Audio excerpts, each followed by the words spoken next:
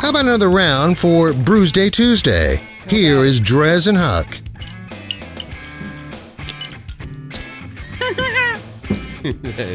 Just stop it. Stop that. Just stop it. It is Brewsday Tuesday, and we are having another round, keeping our music-themed beers going. Ooh, this one's bubbling a little bit. That's fine. Oh, it's just going onto my sheet. That's fine. Yeah, that's like everything you need to know for the rest of the radio show is now wet. Yes. So what are you pouring over there? Oh, it's dark. Whatever it is, it's dark. Continuing the beer theme. The beer band. Beer band. Beer band. This one. Beer bands. This is from O'Connor in Norfolk, Virginia.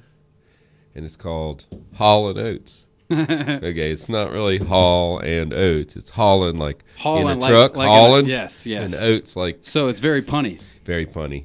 Not a true beer band, but like we said, they're hard to find.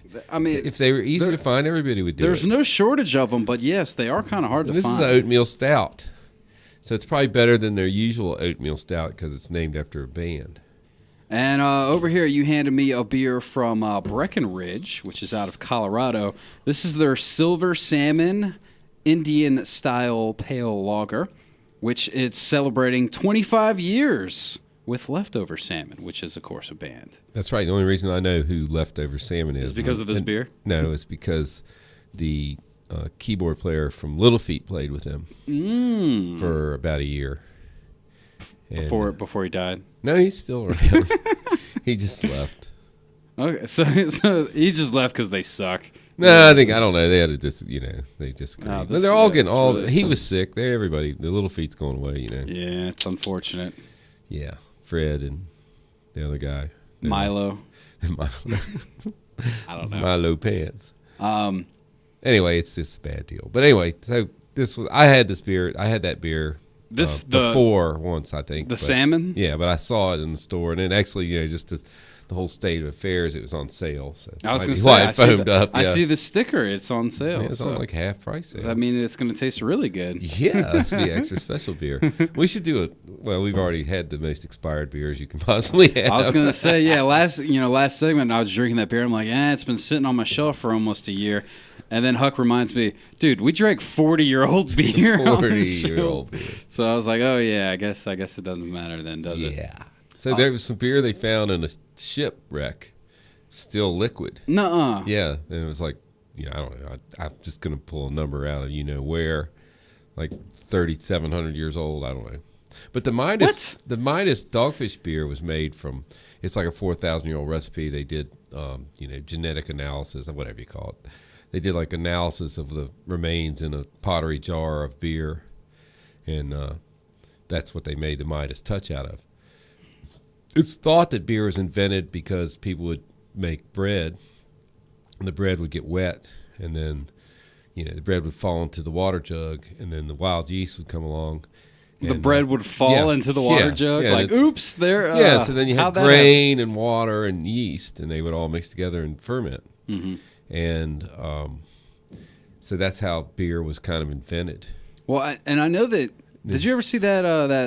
I feel like if I haven't gotten it for you, I should have. If you haven't seen it, How Beer Saved the World or whatever like that. It's like I wouldn't say it's a documentary, but it's like I guess a documentary, and it basically just talks about how, since the dawn of time, that beer's been around, and it's kept a lot of people alive through hard times because you could drink beer and get a lot of everything nutrients. You need. Like can food. Live on it. People essentially drank beer instead of ate. Yeah, beer is food. Yeah. So they would,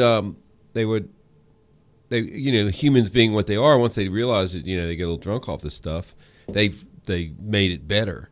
But traditionally women brewed the beer all the way through history until the Industrial Revolution, when people started making major amounts of beer. The exception to that, and somebody always calls you out, but there is an exception to that, and that's the monks in the 1300s decided. Of course, they didn't have any women around. Had they had a woman around, they may have asked her politely to make beer. Those monks make some good beer. Oh my gosh, that's Belgians, yeah. Oh my gosh, man! I remember I went to a birthday party of a guy, a big craft beer connoisseur, and he had, you would have loved this party. He had just like 2 fridges full of craft beer. And no two were the same. It was just like, I don't know how or why he had all this beer, but he was just like, I want all this to be gone by the end of the night. Oh, no. And I was like, that's terrible. I mean, I must have drank probably at least 10 or 12 different craft beers, but he did have one beer. He was like, anything in this fridge is fair game except for this one beer that had no label. That's the one you immediately drink. That's the one that you really want. Immediately open. Oh, I'm sorry, man. I accidentally opened this. But sure enough, yeah, it was like a special beer that he had acquired that was like brewed by monks up in wherever and cave. They were in a cave. He did let us taste it. Oh my gosh, dude, amazing, so ridiculous. Yeah. So, have you seen that Brewdog? Their brewery out of Scotland. They made the end of history beer we've discussed before. Mm-hmm. They're going to make it again. That's the beer that was in the stout, which is an English squirrel.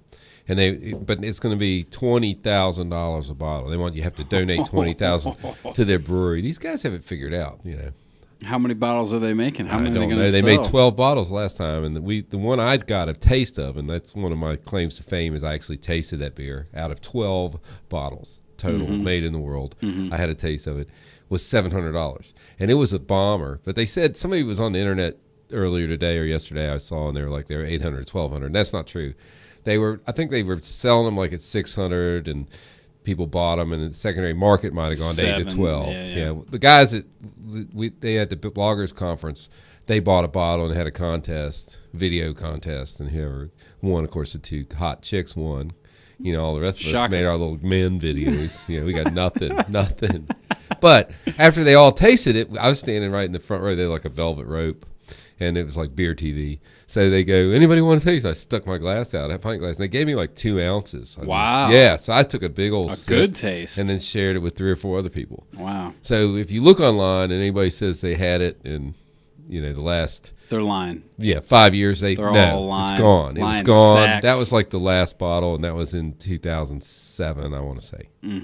So anybody past then, no. Liar, liar, pants on fire. Well, hey, before we untap these beers, I want to bring up the Untapped app. You know, DreZ Drinks is my handle. Huck's Beer Buzz is his. It's actually, I mean, it happened a couple weeks ago. I feel like we might have mentioned it on the last show or something, but I haven't really delved into it. Because we're not drinking beer, we're on a diet. Untapped did a little makeover to the app and upgraded their everything, I guess. Well, they got purchased by the liquor company, the liquor online company, which I don't remember. I should, but I don't remember the name. So they got purchased like 6 months ago. Yeah, they got bought out, and they're finally rolling out or merged. Yeah, so now they've gotten it together and they merged and they changed it. Well, I will say I like what I'm seeing. Well, I'll say from my standpoint, the load's a lot faster. I felt that was the one thing I was going to say. I think it's slower. Oh, really? Well, it's not locking up. Oh.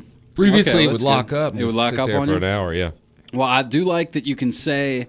It says like I can't remember what they call it, but like you're drinking it out of a bottle. You're right. It's draft. Style. You're drinking style. Okay. Yeah. So they added that, which is cool. I like that they changed. When you're tagging people, it doesn't just tag it in your comments. You have a separate tag section. So when I'm drinking with Huck, like I am right now, I'll tag Huck, and it won't count. It won't like go in my comments section, which is nice. It's still hooked to Twitter, Facebook, and all Instagram probably. What's that buzz? You know, where you are. I don't know. It's like the buzz. It's like the bee. I don't do the bee. Yeah, I do the bee. Okay. So you can be King Bee. Huck's Beer Buzz. King Bee. No. Yeah. King Bee. And then it tells, you got a little more information about, you can say how. You can say where you bought it. And names of like, it was feisty, it was piney, it was fruity, yeah, right? Yeah, so it has that. I haven't really delved into that. You can be a real beer snob now on the app. Without a doubt. Yeah. But yeah, so it's had a little bit of a makeover. So, once again, the Untapped app is how we like to gauge our beers. They have still have the 1 through 5 scale. Yeah, still same 0.25s. 0.25 increments. And they still aren't affiliated with the show at all. We're not getting any kickbacks. No, still not getting kickbacks. By the way, a little Untapped, upset about that. If you want to help us out. But what are you thinking over there, man, with your... Well, I'm going to, I have to give you some, the background here is O'Connor. I went on the tour of the Norfolk and Virginia Beach breweries. It's probably been a couple of years now, but O'Connor was like the oldest one. They got barbed wire fence around it, with concertwire. It's in a bad neighborhood like that. So I think we've delved into that a little bit. Yeah. So I had a good time, and they get the good punny name, and it's not a style I love, but I'm going to give it a 4.25 just because of all that. Hall & Oates. Hall & Oates, Hall & Oates, 4.25 from Huck over there. And Hall & Oates is like the unheard of blues band. Check it out. Unheard of. No one knows they're a blues band. No They one's really heard are. of 'em. They really are. No, you heard of them. And honestly, I was looking to see if we would play like a Hall & Oates because, but it's just not quite format. There's some good ones, though. Yeah. There are some good ones. I'm not, and same with Leftover Salmon. We didn't find any Leftover Salmon tracks to play, but the Silver Salmon Indian-style pale lager from Breckenridge is pretty solid, man. I mean, it's super heady, dude. Did you see these pours over here? First, I was like, did I just pour that bad? But then even I went for more and tried to be careful. It's probably over bottle condition. Yeah, bottle condition extra. It's one at the top. I'm not complaining, man. I'm liking this beer more so than I thought I would. It's got some great notes to it. The lacing is ridiculous. Like I said, the head was fantastic. Everybody likes a lot of head. Yeah, everybody loves head, and there's nothing wrong with that. Head's great. I was going to say hashtag unfiltered, but I'm not so sure, so I'm not going to confirm or deny that. Either way, dude, it's got some great notes to it, great flavors. Obviously, I do like that it's affiliated with Leftover Salmon, so that probably gives it a 0.25 or even 0.5. I'll round it off to an even 4. It's a solid beer. Solid beer right here from Silver Salmon. So, that'll pretty much do it for Brewsday Tuesday. Obviously, next week we're getting geared up and ready for a certain holiday, and I'm sure we'll do something with that related. And of course, as always, if there's a beer or a theme or something that you want us to untap and bring up on Brewsday Tuesday, email us. Yeah, DreZ Drinks, or no, that's on the Untapped app. That won't work. DreZ at 105throughthebeer.com. Huck on everything. Huck'sBeerBuzz@gmail.com. Twitter, Facebook, everything. So you can hit him up. We'll take a quick break. We'll get back to the tunes right after this on 105.3 The Bear. Stick around.